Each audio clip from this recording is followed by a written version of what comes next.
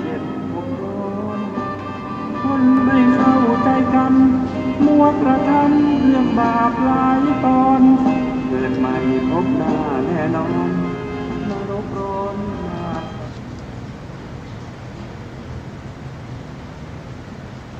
พุทธังสรณังคัจฉามิธัมมังสรณังคัจฉามิสังฆังสรณังคัจฉามิ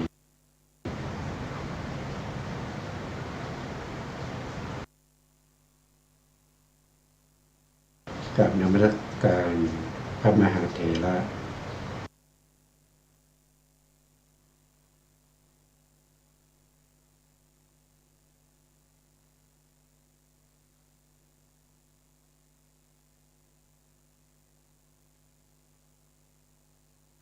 พระสังฆาธิการพระเถรานุเถระสวัสดีท่านผู้ฟังและผู้ชมทุกท่านกลับมาพบกับรายการพระไตรปิฎกลอยฟ้ากับผมอาจารย์ประเสริฐครั้งนี้ก็เป็นครั้งที่39นะครับครั้งที่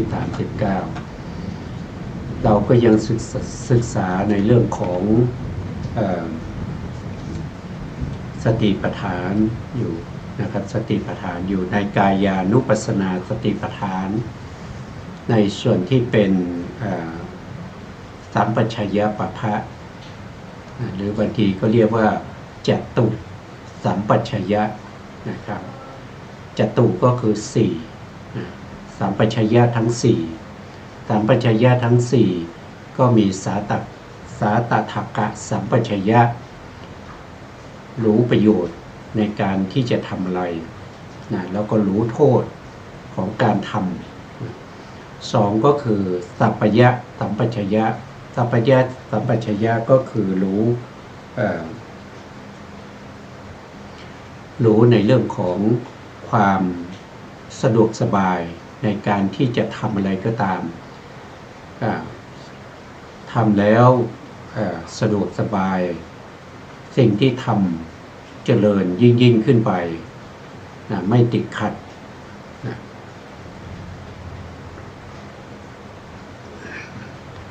แล้วก็พูดถึงสัพพยะสัมปชัญญะข้อที่2ข้อที่3ก็คือโคจรสัมปชัญญะโคจรสัมปชัญญะก็คือการไปนะครับการเคลื่อนที่จะไปที่ไหนอย่างไรก็ต้องมีกรรมฐานไปด้วยไม่ว่าจะเป็นสมถะหรือวิปัสสนา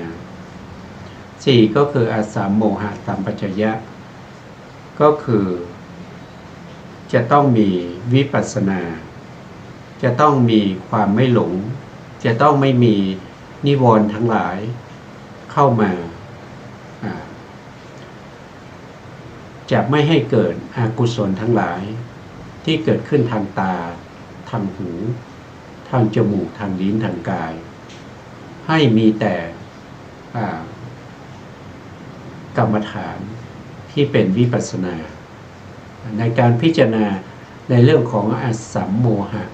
สัมปชัญญะก็จะมีเท่าที่เราศึกษามาก็จะเห็นได้ว่า1ก็คือการที่จะต้องพิจารณาความเป็นไปของรูปนามว่ารูปนามนั้นเป็นไปที่ปราศจากตัวตนปราศจากตัวตนไม่ใช่ตัวตนมีแต่นามธรรมและรูปธรรมที่ทำงานสอดคล้องกันตามเหตุตามปัจจัยเคลื่อนที่ไปในแต่ละวันนะครับตั้งแต่ตื่นนอนจนถึงหลับอะไรล่ะที่อยู่ในที่เคลื่อนที่ไปที่เป็นรูปนามนั่นท่านก็บอกว่าได้แก่วิถีจิตได้แก่วิถีจิตแล้วก็รูปที่เกิดขึ้นในขณะที่วิถีจิตแต่ละวิถีที่เป็นไปเราก็ได้ศึกษาในเรื่องของวิถีที่เป็นปัญจทวารวิถีในปัญจทวารวิถีนะครับ ในปัญจทวารวิถีเนี่ยเป็นชีวิตประจำวันของเราตั้งแต่ปฏิสนธิก็คือเกิดขึ้นอย่างลงสู่ครรภ์ของมารดา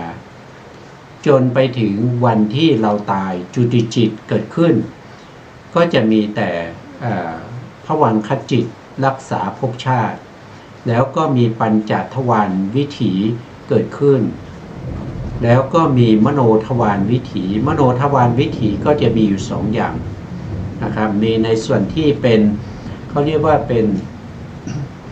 ตถานุวัติกะมโนทวารวิถีก็คือเป็นมโนทวารวิถีที่เกิดต่อจากปัญจทวารวิถีเมื่อปัญจทวารวิถีเกิดขึ้นแล้วนะครับไม่ว่าจะเป็นการเห็นการได้ยินการได้กลิ่นได้รสได้สัมผัสดับไปแล้วก็จะมีวิถีที่เป็นทางใจเรียกว่ามโนทวารวิถี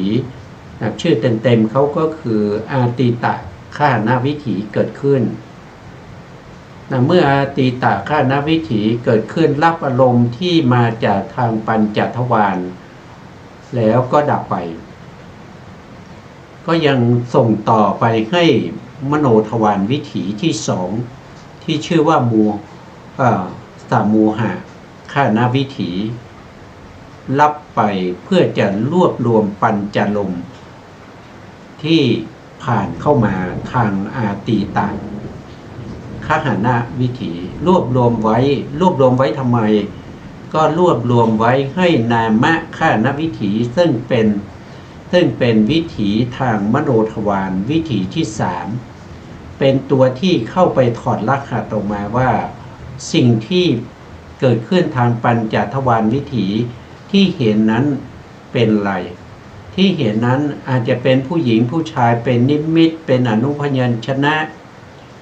แล้วก็ใส่ชื่อไปว่านายกพระภิกษุแดงหรือสามเณรนะหรือว่าวัดวิหารศาลาเจดีย์ต้นโพอันนี้ก็เราสามารถที่จะถอดรหัสออกมาเป็นชื่อเรียกว่านามะฆ่านวิถีแล้วหลังจากนั้นนะครับก็มีวิถีที่เป็นมโนทวารวิถีอีกวิถีหนึ่งเกิดขึ้นเรียกว่าอัฏฐ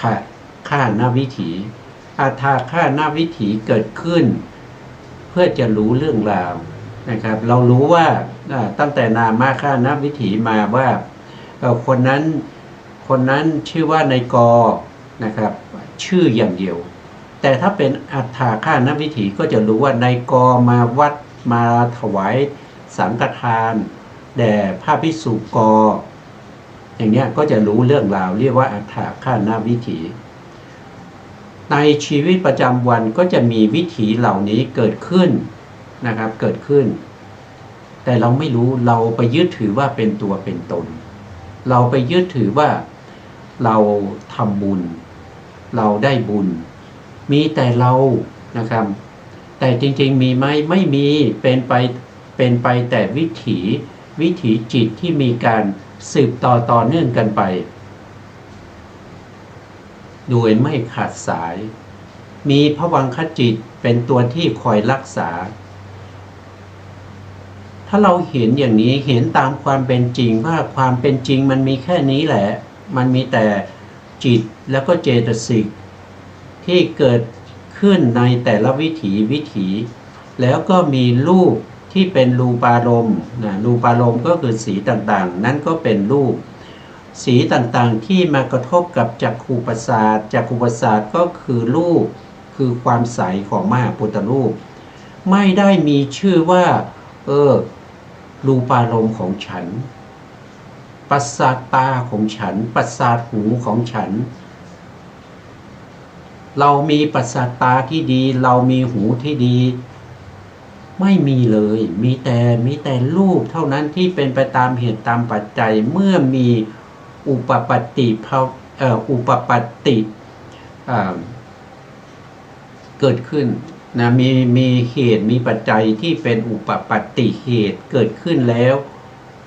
สิ่งเหล่านี้ก็เกิดขึ้นอุปปัตติเหตุคืออะไรอย่างเช่นการเห็นก็จะต้องมีประสาท ประสาทตาที่ดีนะเป็นความใสของมหาพุทธรูปเหมือนกับกระจกเงานะครับใสมากเป็นเราหรือเปล่าไม่ได้เป็นเราแล้วเป็นของเราหรือเปล่าเขาก็ไม่ได้บอกว่าเขาเป็นของเรานะแต่เขาเป็นความใสของธาตุดินธาตุน้ำธาตุลมธาตุไฟที่เกิดจากกรรมแล้วก็เป็นความใสที่สามารถจะรับรูปได้สิ่งเหล่านี้ไม่ได้บอกว่าเป็นเราเลยไม่ได้บอกว่าเป็นของเราเลยนะมันปราศจากเรามันปราศจากตัวตนแต่มันเป็นไปด้วยอำนาจของเหตุและปัจจัยเมื่ออุปปัตติเหตุเกิดขึ้นนั่นคือมีความใสของมหาพุทธรูปที่เราเรียกว่าเป็นจักขุประสาทแล้วก็มีรูปารมณ์มากระทบในขณะนั้นก็มีอุปปัตติเหตุนั่นก็คือต้องมีแสงสว่างพอที่จะเห็นได้แล้วก็จะต้องมีมนสิการก็คือวชนะปัญจทวาราวชนะจิตที่ทำหน้าที่ในการน้อมไปมนสิการไปทำไมไปรับรูปารมณ์แล้วมันมีเราอยู่ตรงไหนเราอยู่ตรงไหนทำไมมายึดว่าเราเห็นดีตาเราดีสายตาเราไม่สั้นตาเราไม่ขุ่นมัวเห็นชัดเจนมันเป็นของเราของฉันของเธอแต่จริงๆมันไม่มีเลยนั่นมันไม่มีเลยมันเป็นแต่สภาวะของรูปและนามที่มันสืบเนื่องติดต่อกันไปอันนี้คือข้อที่หนึ่งในการที่เราจะต้องพิจารณาในเรื่องของสัมปัชัญญะในข้อที่หนึ่งคือพิจารณาว่าสิ่งเหล่านี้มันไม่ใช่เรามันปราศจากตัวตนมันปราศจากอัตตามันปราศจากชีวะมันปราศจากความยั่งยืน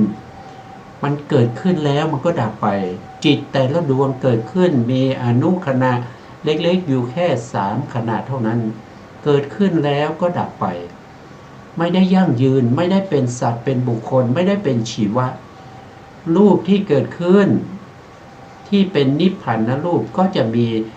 อายุอยู่เท่ากับจิต17ดวงหรืออนุขนาดเล็กๆ51ขนาดเมื่อครบขนาดเมื่อครบอายุเขาก็ดับไปจะให้เขายังตั้งอยู่ขอเธอให้ตั้งอยู่สักร้อยอนุขนาดได้ไหม51ขนาดมันน้อยเกินไปยังไม่ทันได้ทำอะไรเลยขอหน่อยได้ไหมขอให้สงสารเธอขอให้ตั้งอยู่นานๆขอให้ตั้งอยู่เท่ากับอายุกับ75ปีหรือ100ปีได้ไหมมันเป็นไปไม่ได้มันเป็นไปไม่ได้นะครับเขาก็จะเป็นหน้าที่เขาจะเป็นไปอย่างนี้มันเป็นกฎมันธรรมชาติมันเป็นอย่างนี้นะครับธรรมชาติมันเป็นอย่างนี้แล้วจะไปบังคับได้ยังไงแม้แต่พระสัมมาสัมพุทธเจ้าผู้มีบุญนะครับผู้สะสมบุญมาเป็นระยะเวลายาวนานถึง4อสงไขยแสนมหากัปมีบุญถึงขนาดนั้นยังไม่สามารถที่จะไปบังคับให้รูปและนามมีอายุยืนยาวไม่ได้เป็นไปไม่ได้นะครับอันนี้คือข้อที่หนึ่งก็คือเรื่องของการปราศจากตัวตนปราศจากอัตมันปราศจากชีวะมันไม่มีเลยมันมีแต่รูปกับนามเท่านั้นที่มันทำงานสืบต่อเนื่องกันไปตามเหตุตามปัจจัยตั้งแต่เราปฏิสนธิตั้งแต่เราเกิดไปจนถึงเราตายมีแต่รูปกับนามอันนี้คือความจริงเป็นสัจธรรมความจริงแท้ๆเพราะฉะนั้นข้อที่หนึ่งในสัมปัชัญญะปัปพะนี้คือต้องปฏิเสธสัตว์บุคคลปฏิเสธตัวตนนะข้อที่สองนะครับข้อที่สองท่านก็บอกว่านะครับเราก็มาดูนิดหนึ่งนะข้อที่สองท่านบอกว่ายังไงนะครับท่านก็บอกว่า อืมท่านก็บอกว่ายังไงผ่านมาแล้วก็ลืมนะจริงๆแล้วเนี่ยถ้าเราไม่ใส่ใจหรือไม่ทบทวนบ่อยๆนะครับมันก็จะมันก็ผู้ปฏิบัติโดยเฉพาะผู้ปฏิบัติผู้หวังความเจริญก้าวหน้าที่ปฏิบัติอยู่เพื่อความหลุดพ้นนะครับเพื่อความหลุดพ้นจากทุกข์ทั้งหลายเข้าสู่สันติลักขณังคือพระนิพพานจะต้องจำได้นะครับจะต้องจำได้นะข้อที่สองก็คือมูลปริยานะต้องกำหนดมูลปริยาก็คือการกำหนดขั้นต้นการกำหนดขั้นต้นยังไงมูลปริญญาเป็นอย่างไรนะครับท่านก็บอกว่านะครับมูลปริญญาหรือข้อมูลขั้นต้นนะเราจะต้องรู้นั่นก็คือเราจะต้องรู้วิถีเหล่านี้นะวิถีเหล่านี้มันเป็นจิตแต่ละดวงมันมีหน้าที่อะไรมันเกิดขึ้นมาทำหน้าที่อะไรแล้วมันเกิดขึ้นได้ด้วยเหตุด้วยปัจจัยอะไร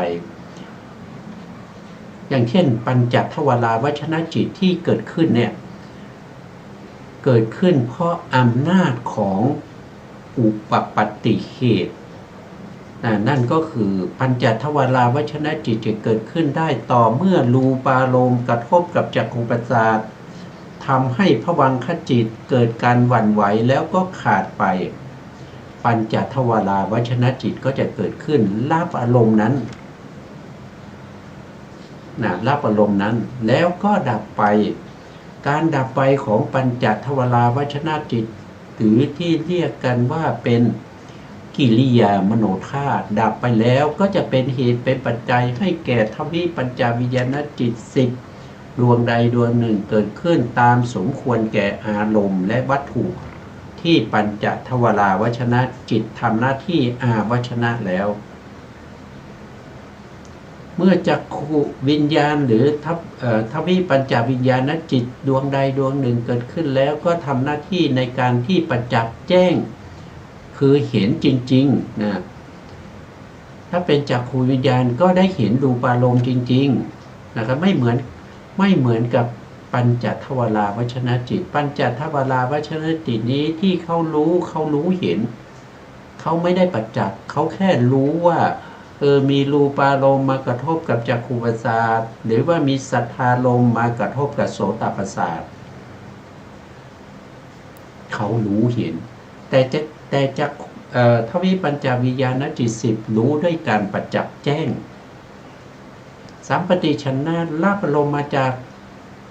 ทวิปัญจวิญญาณจิต10ตามสมควรแก่อารมณ์ว่าดีหรือไม่ดีก็ขึ้นอยู่กับเป็นกุศลวิบากหรืออกุศลวิบากนะครับแล้วก็ดับไปส่งต่อให้สันติรณะสันติรณะทำหน้าที่ในการไต่สวนอารมณ์หรือเรียกอีกอย่างหนึ่งว่าวิปากมโนวิญญาณธาตุนั่นเป็นชื่อของเขารับมาแล้วก็ดับไปก็ส่งต่อไปให้โวทัพพนะทำหน้าที่ในการตัดสินอารมณ์โวทัพพนะตอนช่วงนี้ฝนฟ้าขนองนะครับทำให้ต้องขออภัยด้วยนะครับฝนฟ้าขนองวันนี้ฟ้าผ่าแรงนะครับก็อาจจะทำให้เสียงไม่ค่อยดีนะสันติรณะก็รับอารมณ์ต่อจากสัมปติชนะแล้วก็ไต่สวนแล้วก็ส่งให้โวทัพพนะทำหน้าที่ในการตัดสินอารมณ์นะครับโดยมีโยนิโสหรืออโยนิโสมนสิการก็แล้วแต่ถ้ามีโยนิโสชวนะก็จะเป็นกุศลถ้ามีอโยนิโสมนสิการชวนะก็เป็นอกุศลอันนี้เขาเรียกว่าเป็นมูลปริญญาก็คือต้องรู้ข้อมูลเบื้องต้นของจิตเหล่านี้เขาทำหน้าที่อะไรเขาเกิดขึ้นได้ยังไงแล้วเขาเมื่อเขาทำหน้าที่เสร็จเขาก็ดับไปเขาไม่ได้เป็นตัวตนไม่ได้เป็นสัตว์เป็นบุคคลนะครับอันนี้ก็เป็นมูลนะมูลปริญญานะเป็นมูลปริญญาก็คือกำหนดรู้ข้อมูลขั้นต้นของวิถีจิตเหล่านั้นแล้วก็รูปที่มากระทบกับ ประสาททั้งหลายนะต้องกำหนดรู้เป็นเบื้องต้นเลย ต่อมาก็คืออันที่สี่อันที่สามนะอันที่สามก็คือต้องพิจารณาโดยความเป็นอาคันตุกะนะพิจารณาโดยความเป็นอาคันตุกะท่านก็บอกว่านะครับการพิจารณาโดยความเป็นอาคันตุกะเนี่ยท่านก็ถือว่าตั้งแต่ภวังคจิตนะภวังคจิตไม่ว่าจะเป็นอาติตะภวังคจรณะภวังคุปเฉทะจิตเหล่านี้เป็นจิตที่ไม่มีความกำหนัดคือไม่ได้เป็นโลภะไม่มีอารมณ์ที่ขัดเคืองก็คือไม่ได้เป็นโทสะแล้วไม่ได้ลุ่มหลงนั่นก็คือไม่ได้เป็นโมหะ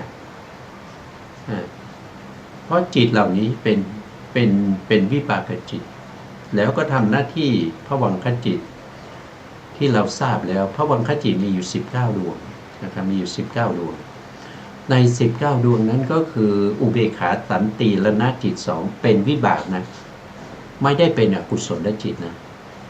แล้วก็มหาวิปากจิต8อันนี้ก็เป็นวิบากไม่ได้เป็นอกุศลจิตแล้วก็รูปาวจรวิบาก5อรูปาวจรวิบากอีก4รวมเป็น19ทำหน้าที่ภวังคจิต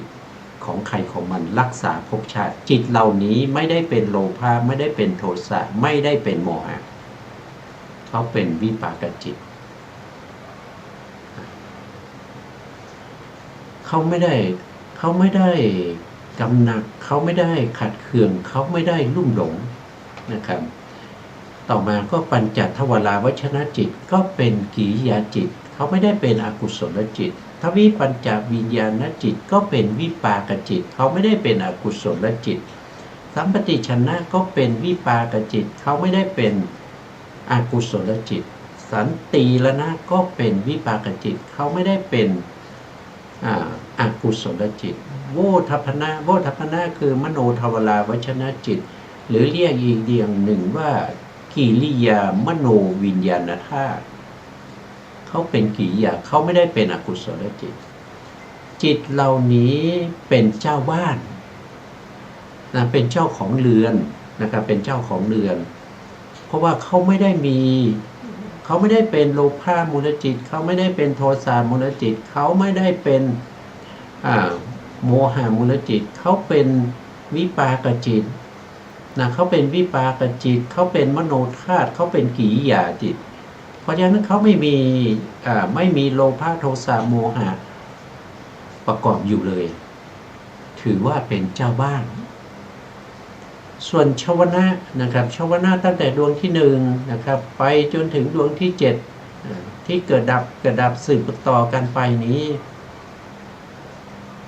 เขาถือว่าเป็นผู้ที่จรมาเป็นผู้ที่จรเข้ามาหรือที่เรียกกันว่าเป็นแขกหรือเป็นอาคันตุกะเมื่อชวนะที่เกิดขึ้นนะครับที่เข้ามาในวิถีจิตเนี่ยทำไมกลายเป็นอกุศลจิตเป็นโลภะก็มีเป็นโทสะก็มีเป็นโมหะก็มีในแต่ละวิถีตามสมควรถ้าวิถีนั้นเป็นโลภะก็มีความกำหนัดถ้าวิถีนั้นชวนะเป็นโทสะก็มีความขัดเคืองถ้าวิถีนั้นชวนะเป็นโมหะก็จะมีความลุ่มหลงท่านก็บอกว่าทำไมแขกเข้ามาในบ้านเนี่ยมาเป็นเจ้ากี้เจ้าการมาลุ่มหลงมาขัดเคืองมากำหนักในบ้านของเราได้ยังไงนะครับเขาเป็นแค่แขกเขามาเขาต้องนั่งเราจะต้องเป็นผู้บริการทำไมล่ะจิตที่เป็นชวนะจึงมาเป็นโลภะมีความกำหนัดทำไมจึงมาเป็นโทสะมีความขัดเคืองทำไมมาเป็นโมหะมีความลุ่มหลงมันเป็นอย่างนี้ได้ยังไงนะแขกผู้มาเยือนในบ้าน มาเป็นเจ้าขี้เจ้าการมาสั่งการและเจ้าบ้านนะครับเจ้าบ้านที่เป็นภวังคจิตเป็นปัญจทวาราวชนะจิตเป็นทวิปัญจวิญญาณจิตเป็นสัมปติชนะจิตเป็นสันติรณจิตและก็โวทัพพนจิตซึ่งเป็นเจ้าบ้านจะปล่อยให้แขกมามีอำนาจบาดใหญ่ในบ้านของเราได้ยังไงนี่ก็เป็นการพิจารณาด้วยอาคันตุกะนะครับพิจารณาโดยความเป็นอาคันตุกะพิจารณาโดยความเป็นอาคันตุกะครั้งที่แล้วเราก็จบตรงนี้นะนี่เป็นการทวนนะครับเนี่ยเราก็จบตรงนี้นะครับเราจบในเรื่องของอาคันตุกะนะครับต่อไปก็จะเป็นตรงนี้นะครับตรงนี้เดียว ก็เมื่อรูปปรากฏในจักษุแล้วจักษุนี่คือประสาทตาประสาทตานั้นคือความใสของมหาพุทธรูปที่สามารถที่จะรับรูปได้นะครับคล้ายๆกับจกเงาที่จะมีรูปไปปรากฏอยู่ในจักขุประสาทต่อจากภวังคัจจรณะภวังคัจจรณะก็คือภวังเกิดการหวั่นไหวตอนแรกเนี่ยรูปเนี่ยกระทบกับจักขุประสาทแล้วเกิดภวังเกิดการหวั่นไหวเมื่อภวังเกิดการหวั่นไหวแล้วก็มีจิตที่เป็นกิริยามโนธาตุเกิดขึ้นมาทำหน้าที่อาวัชนะก็คือพิจารณาลงมาไหนพิจารณาอารมณ์นั้นคืออะไรก็คือรูปที่มากระทบกับจักขุประสาทนั้นนะเกิดขึ้นแล้วก็ดับไปนะพอเกิดขึ้นแล้วก็ดับไปด้วยอำนาจการทำกิจของตนเสร็จแล้วในที่สุดชวนะชวนะก็จะเกิดขึ้นนะอันนี้เขาพูดถึงทางมโนทวารนะครับมโนทวารมันจะสั้นนะมันจะสั้นก็อาวชนะตรงนี้ก็เป็นมโนทวาราวชนะจิตก็จะเป็นกิริยากิริย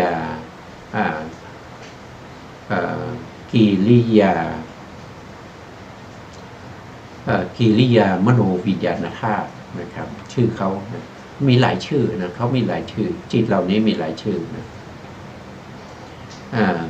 รับอารมณ์อารมณ์ใหม่แล้วก็ดับไปก็ชวนะก็จะเกิดขึ้นนะครับชวนะก็เกิดขึ้นเมื่อชวนะเกิดขึ้นนะชวนะนั้นจะเหมือนกับชายที่เป็นแขกครับก็คือหมายความว่าเหมือนกับแขกที่มาเยือนนะครับแขกที่มาเยือนเรานะครับที่ได้พูดไปเมื่อกี้แขกที่มาเยือนเราเนี่ยเป็นผู้ชายก็ดีเป็นผู้หญิงก็ดีจะเป็นใครก็ดีนะครับถือว่าเป็นแขกเพราะเป็นชวนะนี่เป็นแขกครับวิถีจิตที่มีอาวชนะก็คือมโนทวาราวชนะนะครับเป็นต้นที่เกิดขึ้นมาเยือนถึงประตูหน้าต่างจักขุจักขุนี่คือทวารนะครับคือชวนะเนี่ยเข้ามาทางเมื่อเราเห็นแล้วเนี่ยชวนะจิตเนี่ยก็จะเข้ามาทางตาเมื่อเราได้ยินเสียงแล้วชวนะจิตเมื่อเราได้กลิ่นชวนะก็จะเข้ามาทางประตูจมูกเมื่อเราลิ้มรสชวนะก็จะเข้ามาทางประตูลิ้นเมื่อเราถูกต้องสัมผัสชวนะก็จะเข้ามาทางทวารกายนะครับที่เท่ากับเป็นเดือนนะครับเท่ากับเป็นเดือนหรือเรียกง่ายๆว่าเป็นเจ้าของเรือนนะครับเจ้าของเรือนนะครับเข้ามาชวนะเข้ามาเป็นแขกนะครับแต่ตัวที่เป็นเจ้าของเรือนนั่นก็คือได้แก่ภวังคจิตแล้วก็มโนทวาราวชนะจิตนะแต่ถ้าเป็นปัญจทวารก็จะเข้ามาทางตาก็เข้ามาทางตาก็จะมีปัญจทวาราวชนะจิตครับแล้วสัมปติชนะจิตสันติละเนจิตแล้วก็โวทัพพนจิตเป็นเจ้าเรือนเท่ากับเป็นเจ้าของเรือนและเมื่อวิถีจิตที่มีอาวชนะเป็นต้นไม่กำหนัดก็คือหมายถึงว่าเจ้าบ้านนี้ไม่มีความกำหนัดเพราะเจ้าบ้านนี้ไม่ได้เป็นโลภะมูลจิต นะความกำหนัดเนี่ยก็คือหมายถึงโลภะมูลจิตนะไม่ขัดเคืองก็คือเจ้าบ้านไม่ได้เป็นโทสะมูลจิตไม่ลุ่มหลงเจ้าบ้านไม่ได้เป็นโมหะมูลจิตในจักขุทวารนะที่ยึดประตูคือจักขุทวารที่เท่ากับเรือนของอาวชนะคือเจ้าบ้านนะครับเป็นต้นชวนะนั้นจะกำหนักคือชวนะที่เข้ามาทำหน้าที่ชวนะตั้งแต่ดวงที่1ถึงดวงที่7นั้นเข้ามานั้นจะกำหนักแสดงว่าชวนะเป็นโลภะเข้ามามีความกำหนักมาชี้นิ้วสั่งงานเจ้าบ้านต้องทำอย่างนั้นอย่างนี้ต้องจัดอาหารรสอร่อยต้องเปิดทีวีที่มีรูปสวยๆต้องเปิดเสียงเพลงที่ไพเราะต้องหาอะไรที่มีกลิ่นหอมๆอาหารที่อร่อยแล้วก็ให้เปิดแอร์อากาศให้เย็นพอดีมาสั่งการเจ้าบ้านนะครับเพราะว่าเขามีความกำหนัดเขาเป็นโลภะมูลจิตเขาชอบสิ่งสบายนะเขาชอบติดใจสิ่งสวยๆงามๆนะหรือบางทีก็ชวนะนั้นจะเป็นโทสะก็จะขัดเคืองไม่พอใจนะไม่พอใจทำไมมาถึงบ้านแล้วไม่เชิญให้นั่งทำไมเอาเก้าอี้ไม้มาให้นั่งทำไมไม่เอาโซฟาไม่เชิญไปในห้องรับแขกที่มีลมเย็นๆเปิดแอร์ให้เย็นๆนะเกิดความขัดเคืองนั่นก็คือได้แก่โทสะมูลจิตมาทำหน้าที่ชวนะแต่บางทีแขกเข้ามาแล้วก็ลุ่มหลงนะครับไม่รู้เรื่องอะไร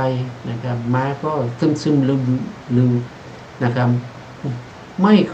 ม่สดชื่นนะหลงลืมพูดจาไม่รู้เรื่องนะเข้ามาในบ้านถามอะไรก็ไม่ค่อยจะรู้เรื่องนะครับนั่นก็คือได้แก่โมหะนะครับได้แก่โมหะก็ถูกเหมือนกับชายที่เป็นแขกนะครับเข้าไปขออะไรบ้างอย่างที่เรือนของคนอื่นเจ้าบ้านนั่งนิ่งจะทำการบังคับไม่ถูกก็คือหมายถึงว่าเวลาเป็นแขกเนี่ยเจ้าบ้านก็นั่งนิ่งแต่แขกนี่เข้ามาเพื่อจะบังคับให้ทำอย่างนั้นอย่างนี้อันนั้นไม่ถูกนะครับไม่ถูกพึงทราบว่าอสัมโมหะสัมปชัญญะ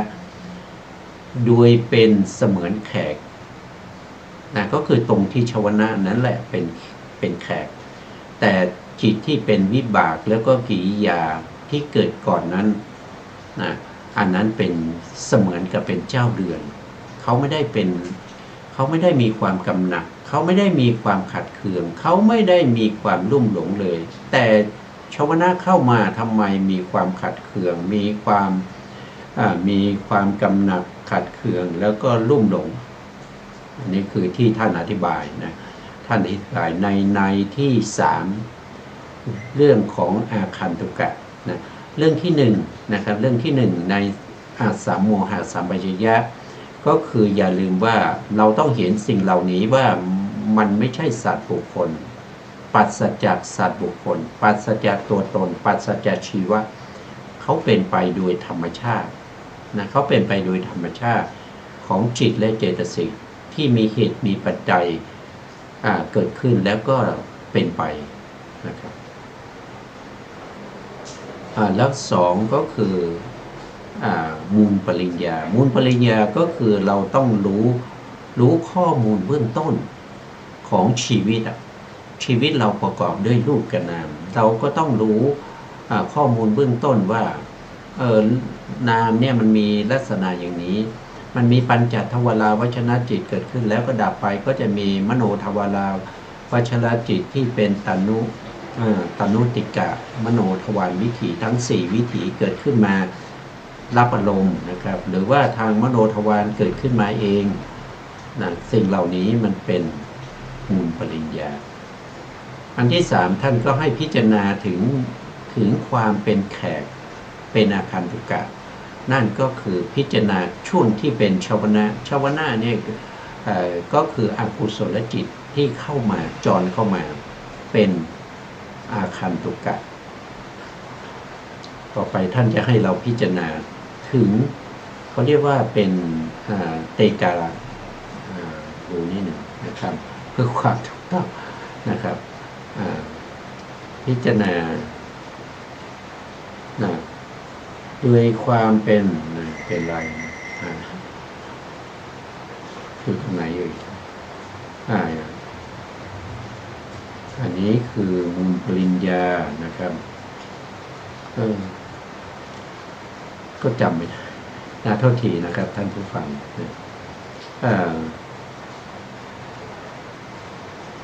พระนันทะ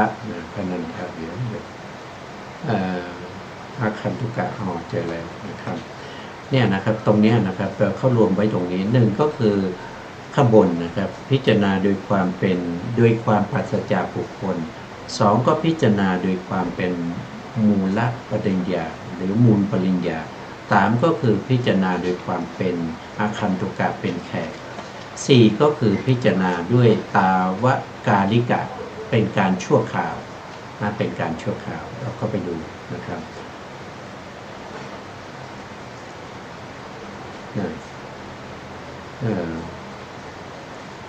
อาสัมโมหะนะครับผ่านไปแล้วตรงนี้ผ่านไปแล้วนะครับเราก็มาดูคำอธิบายนะครับคำอธิบายที่จะพูดถึงในเรื่องของเป็นการชั่วคราวนะครับเป็นการชั่วคราวเนี่ยเราก็ดูจากวิถีเนี่ยจะง่ายนะครับดูจากวิถีก็จะง่ายเราก็จะเห็นว่านะครับวิถีจิตเหล่านี้เนี่ยเวลาที่จิตเกิดขึ้นเนี่ยเขาไม่ได้ตั้งอยู่นานเลยเขาตั้งอยู่แค่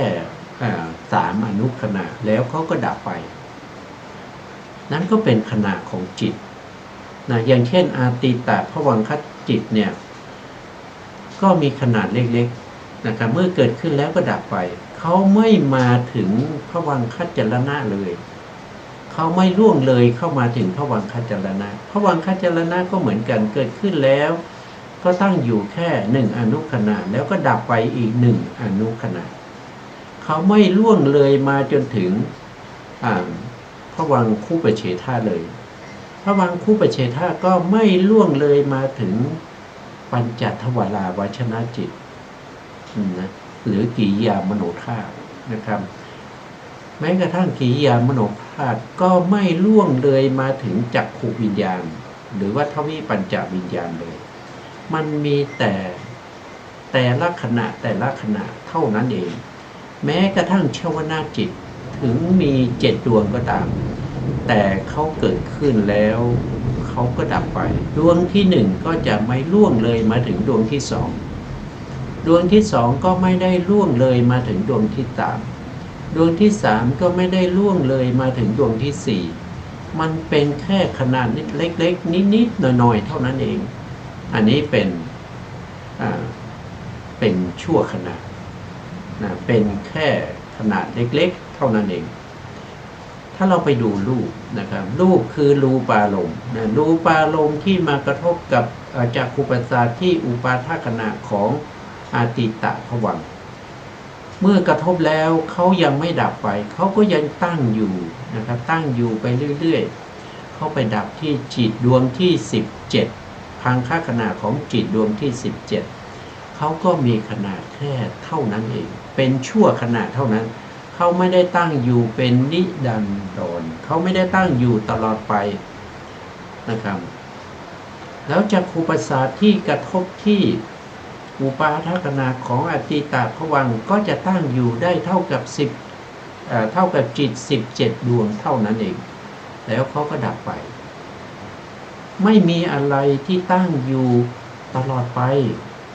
ไม่มีอะไรที่เป็นไปด้วยความเที่ยงมีแต่เป็นขณะเท่านั้นอันนี้ก็เป็นการพิจารณาด้วยความเป็นสมองไม่ดีจำอะไรไม่ค่อยได้นะ อ่าตอนนี้ว่าผมแย่เลยนะครับแย่เลยแย่มากแย่มากจำไม่ได้นะตาวลิกะนะครับจำไม่ได้ตาวลิกะก็คือพิจารณาถึงช่วงขนาดเล็กๆเท่านั้นเองนะครับขนาดเล็กๆเท่านั้นเองไม่ได้ตั้งอยู่นานนะครับเกิดขึ้นแล้วก็ดับไปนะเกิดขึ้นแล้วก็ดับไปแล้วท่านก็มีอธิบายต่อนะครับ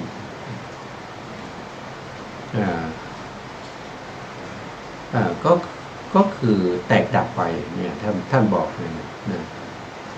นะครับข้อมูลศึกษานะครับโดยความเป็นชั่วคราวนะครับคือหมายถึงว่าเกิดขึ้นแล้วก็ดับไปเป็นชั่วขณะเป็นชั่วคราวอย่างนั้นในคือท่านให้พิจารณาอย่างนี้นะครับท่านให้พิจารณาอย่างนี้เดี๋ยวผมขออนุญาตนิดนึงไม่มันอัสสัมโมหะด้วยอำนาจมูลปริญญาอิริยาบถปัปพะนะครับเมื่อรูปปรากฏเกิดขึ้นก็จะดับไปนะครับก็เกิดขึ้นแล้วก็ดับไปไม่ได้ตั้งอยู่นานเลยนะเรามาดูตรงนี้ดีกว่านะครับอันหนึ่งนะครับจิตที่เป็นวูทัพพนาจิตเป็นที่สุดก็เกิดชาวนะสัมโมหะเป็นความเป็นชั่วคราวนะคือหมายถึงว่าจิตเหล่านี้มันเกิดขึ้นแล้วมันก็ดับไปมันเกิดขึ้นมาเพียงชั่วคราวเท่านั้นมันเป็นชั่วขณะเท่านั้นนะครับในเรือนเขายกตัวอย่างอุปไมยก็คือในเรือนหลังหนึ่งนะครับมีคนตายไปทั้งหมดแล้วคนที่ยังอยู่นะครับคนที่ยังอยู่ที่ยังเหลืออยู่ก็จะต้องตายเหมือนกันนะก็จะต้องตายเหมือนกันซึ่งธรรมดาก็จะต้องตายไปอีกในไม่ช้าก็คือจิตที่เกิดขึ้นแล้วนะครับจะตั้งอยู่ตลอดไปไม่ได้นะครับพอถึงเวลา3 อนุขณะก็จะต้องดับไปนะครับในเรือนนั้นจะมีจิตอยู่ถึง17 ดวงก็ตามนะในวิถีนั้นมีจิตอยู่17 ดวงในเรือนนั้นมีอยู่17 ดวงมันก็จะดับไปทีละดวงทีละดวงนะครับดวงแรกที่ดับไปนั่นก็คืออาตีตภวังค์ก็จะดับไปมีแค่ชั่วขณะเกิดขึ้นมาแล้วก็ดับไปนะครับแล้วก็ต่อไป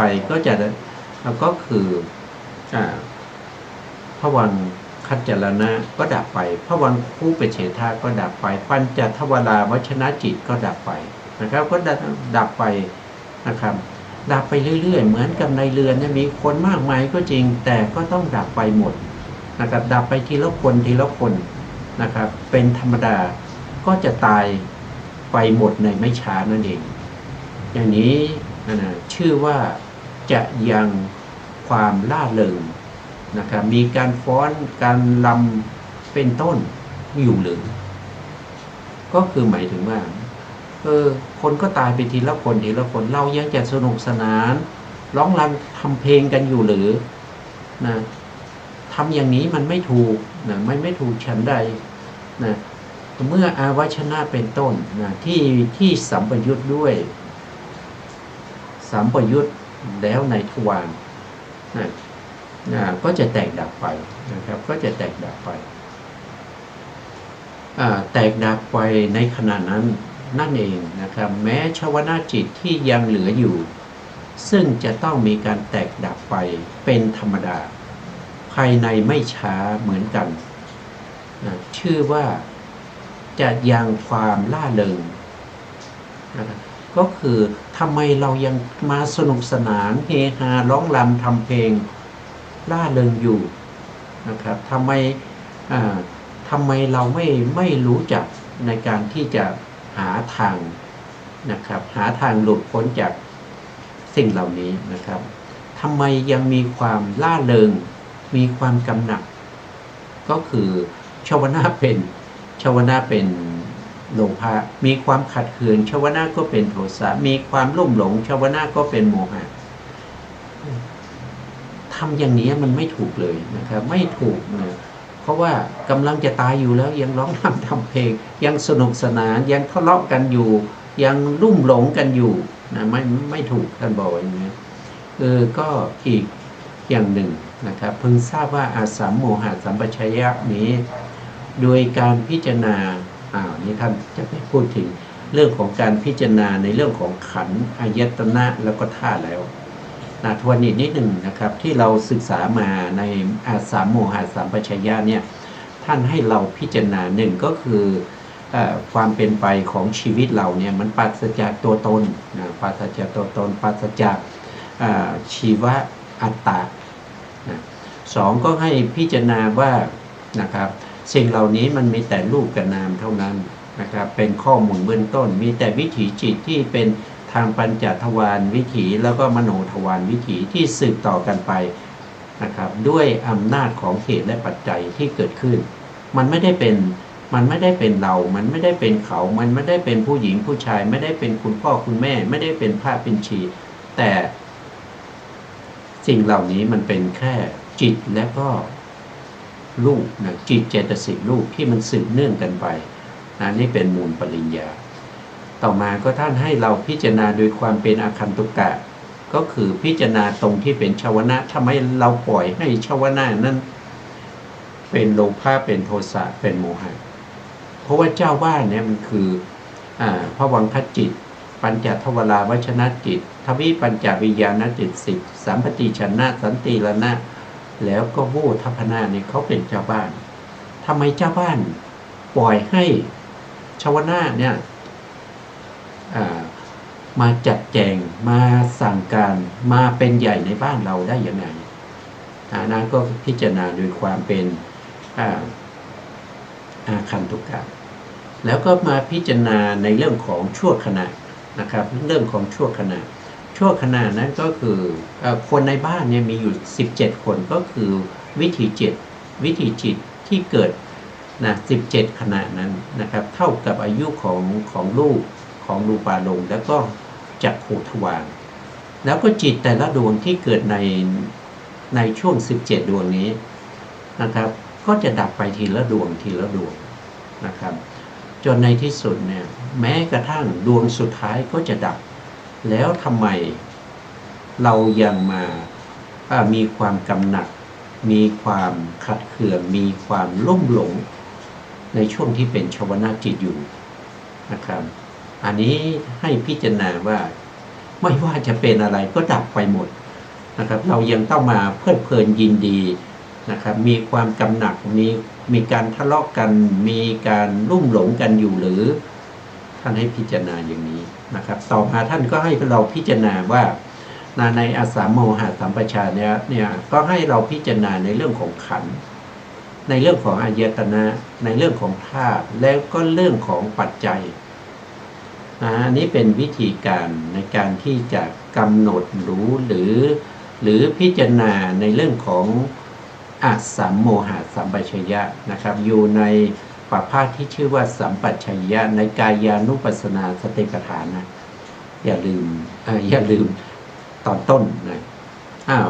จะให้พิจารณาอย่างไงนะครับเราก็มาดูว่าท่านอธิบายว่าในคำว่าขันธ์เป็นต้นก็คือจัสสุเนี่ยจัสสุแล้วก็รูปก็คือหมายถึงว่ารูปารมณ์ที่มากระทบกับจักขุประสาทนั้นมันเป็นรูปนะ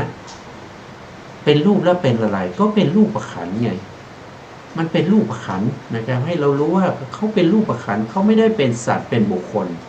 เขาไม่ได้เป็นชีวะตัวตนแต่เขาเป็นรูปขันธ์คือจักขุประสาทและก็รูปารมณ์กระทบกับจักขุประสาทเนี่ยจักขุประสาทและรูปารมณ์เป็นรูปขันธ์ท่านบอกอย่างนี้นะแล้วก็ต่อมานะการเห็นจึงเกิดขึ้นเมื่อจักขุและก็รูปารมณ์กระทบกันนะครับก็มีการเห็นเกิดขึ้นการเห็นที่เกิดขึ้นนั้นก็คือได้แก่วิญญาณขันธ์วิญญาณขันธ์ได้แก่อะไรก็คือได้แก่ปัญจทวาราวชนะจิตที่ทำหน้าที่อาวชนะแล้วก็จักขุวิญญาณจักขุวิญญาณก็เป็นวิญญาณขันธ์นะครับตัวจิตเนี่ยมันเป็นวิญญาณขันธ์ ตั้งแต่ปัญจทวาราวชนะจิตจักขูวิญญาณจิตสัมปติชนจิตสันติรณจิตโวทัปนาจิตชวนาจิตตถารมนาจิตจิตทุกดวงจัดว่าเป็นวิญญาณขันธ์มันไม่ได้เป็นสัตว์เป็นบุคคลมันไม่ใช่เราไม่ใช่ชีวะนะครับไม่ได้ยั่งยืนเกิดขึ้นมาแค่เล็กๆ3 นุขณะแล้วก็ดับไปแต่เขาเป็นขันธ์นะเขาเป็นวิญญาณขันธ์นะเขาไม่ได้เป็นสัตว์เป็นบุคคลแต่เป็นวิญญาณขันธ์การเสวยอารมณ์ที่สัมปยุทธ์ด้วยวิญญาณขันธ์การเสวยอารมณ์นั่นคือเวทนานะเวทนาที่เกิดร่วมกับวิญญาณขันธ์นะเวทนาที่เกิดร่วมกับวิญญาณขันธ์นั้นชื่อว่าเวทนาขันธ์นะครับชื่อว่าเวทนาขันธ์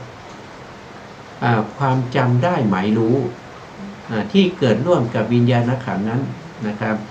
ก็คือสัญญาขันธ์การจำได้หมายรู้นั่นคือสัญญาขันธ์ธรรมมีภาษาเป็นต้นนะภาษาเกิดจากอะไรภาษาก็เกิดจากธรรมะ3 อย่างประชุมกันนั่นก็คือรูปารมณ์กระทบกับจักขุประสาทแล้วก็เกิดจักขุวิญญาณธรรมะ3 อย่างนั้นประชุมกันก็จะเป็นผัสสะนะผัสสะนั้นก็เป็นสังขารขันธ์ตัวผัสสะก็เป็นสังขารขันธ์นะครับผัสสะเป็นสังขารขันธ์ครบแล้วยังนะครับรูปขันธ์นะครับก็จะมีขันธ์5ใช่ไหมครับ1ก็คือรูปขันธ์เราได้แล้วก็คือจักขุประสาทแล้วก็รูปารมณ์นี้เป็นรูปขันธ์ต่อมาก็คือเวทนาขันธ์เวทนาขันธ์นะครับเวทนาขันธ์เกิดขึ้นเพราะธรรมะ3 อย่างประชุมกันก็คือจักขุรูปารมณ์แล้วก็วิญญาณนะครับเกิดขึ้นแล้วเป็นเหตุให้เกิดผัสสะเป็นเหตุให้เกิดเวทนานะผัสสะก็เป็นเหตุให้เกิดเวทนาสายตาไม่ดีนะครับก็ต้องระบายไว้นิดหนึ่งนะครับก็ระบายไว้ระบายไว้ก็จะเห็นได้ชัดนะครับบางทีตาเราไม่ดีเนี่ยมันเป็นปัญหาครับเป็นปัญหาก็จะได้ครบขันธ์ 5แล้วนะครับรูปขันธ์รูปขันธ์เวทนาขันธ์สัญญาขันธ์แล้วก็สังขารขันธ์ก็ครบพอดีนะครับเพราะฉะนั้นการเป็นไปนะครับในชีวิตประจำวันที่มีแต่รูปกับนามที่เป็นไปตามเหตุตามปัจจัยด้วยวิถีของนามวิถีของรูปที่สืบเนื่องกันไปด้วยเหตุด้วยปัจจัยสิ่งเหล่านี้ก็เป็นแต่เพียงขันธ์ 5ไม่ได้เป็นผู้หญิงผู้ชายนะครับไม่ได้เป็นผ้าเป็นชีไม่ได้เป็นวิหารศาลานะครับมันมีแต่ขันธ์เท่านั้นนะครับขันธ์ถ้าเป็นสิ่งที่มีวิญญาณครองนะครับก็จะมีขันธ์ 5เขาเรียกว่าเป็นปัญจโวการภูมิคือเกิดอยู่ในภูมิที่มีขันธ์ 5อย่างพวกเรานะอย่างพวกเราพวกเดรัจฉานพวกเปรตพวกอสุรกายสัตว์นรกเทวดาพวกนี้นะครับแล้วก็รวมถึงรูปภพด้วยนะครับพวกนี้มีขันธ์ 5นะมีขันธ์ 5นะแต่จะมีขันธ์ 5อาจจะมีรูปครบ27หรือไม่นั่นเป็นอีกเรื่องหนึ่งนะนั่นเป็นเรื่องนะเพราะฉะนั้นท่านให้เราเห็นสิ่งเหล่านี้ว่ามันเป็นขันธ์ 5มันเป็นแต่เพียงขันธ์เท่านั้นมันไม่ใช่ผู้หญิงผู้ชายมันไม่ใช่สัตว์บุคคลนะไม่ใช่ตัวตนมันไม่ได้เที่ยงแท้แน่นอนนั่นมันมีการดับไปแต่ละขณะอันนี้เป็นการพิจารณาโดยความเป็นอสัมโมหะสัมปชัญญะนะครับแล้วท่านก็จะอธิบายต่อไปนะครับในเฉพาะขันธ์เหล่านี้นะมาประจบกันเข้าการแลก็คือดูตรงๆการเหลียวซ้ายแลขวานะครับการแลการเห็นการพวกนี้จึงเกิดขึ้นได้เพราะอะไรเพราะว่าการประชุมของขันธ์ 5 นะประชุมของขันธ์ห้าการแลการเหลวจึงปรากฏขึ้นนะครับต่อไปเยือนถึง การคู้การเหยียดนะครับแล้วก็การสวมใส่เสื้อผ้าห่มจีวรหรือว่าทรงบาทหรือการคู้การเหยียดการฉันการถ่ายอุจจาระปัสสาวะหรือการเดินการยืนการนั่งการนอนก็เพราะว่าขันธ์ห้าเหล่านี้ประชุมกันประจบกันด้วยเหตุด้วยปัจจัยสิ่งเหล่านั้นจึงปรากฏขึ้นมาเมื่อสิ่งเหล่านั้นปรากฏขึ้นมาผู้ไม่รู้ผู้มีอวิชชาจึงเข้าไปยึดถือว่าเป็นสัตว์เป็นบุคคลเป็นฉันเป็นเธอเป็นคนนั้นคนนี้เป็นผ้าเป็นชีนะครับก็ไปยึดถืออย่างนั้นซึ่งการยึดถืออย่างนั้นเป็นการยึดถือที่มันไม่ถูกต้องไม่เป็นไปตามความจริงนะครับสิ่งเหล่านี้เป็นสิ่งที่มีในพระไตรปิฎกแล้วก็อรรถกถานะครับผมไม่ได้พูดเองนะครับผมพูดตามพระไตรปิฎกและก็อรรถกถานะครับที่เราศึกษากันอยู่นะครับในก็อยู่ในเล่มที่17นะครับเล่มที่17มัชฌิมานิกายมูลปัณณาสูตรที่10สติปัฏฐานสูตรผู้ใดมีพระไตรปิฎกก็เปิดแล้วก็ตรวจสอบดูว่าที่ผมพูดเนี่ยมันพูดเกินไปหรือเปล่าหรือว่ามันพูดนอกเรื่อง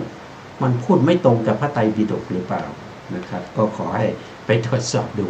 นะครับสุดท้ายนี้ขอกราบขอบคุณพระครูสมุทรวิสุวัฒน์วรกิจโชผู้อำนวยการสถานีวิทยุเพื่อการศึกษาพระไตรปิฎกโดยศึกษาวัฒนธรรมและพระพุทธศาสนานะครับแล้วก็ขอบคุณพระครูปริยัติยานุศาสตร์ขอบคุณท่านผู้ฟังและผู้ชมทุกท่านที่ติดตามในรายการพระไตรปิฎกลอยฟ้าพบกันใหม่ในโอกาสต่อไปครับวันนี้ลาไปก่อนครับสวัสดีครับ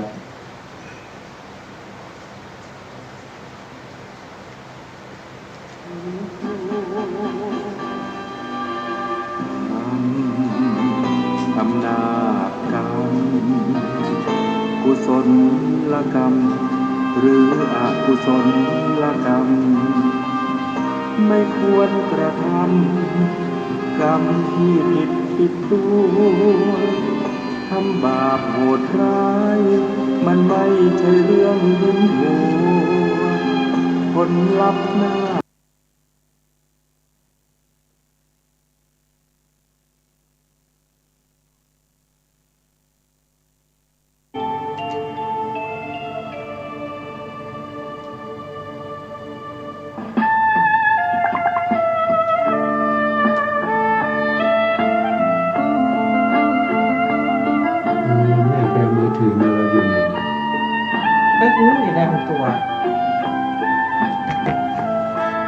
คือข้างบนกับที่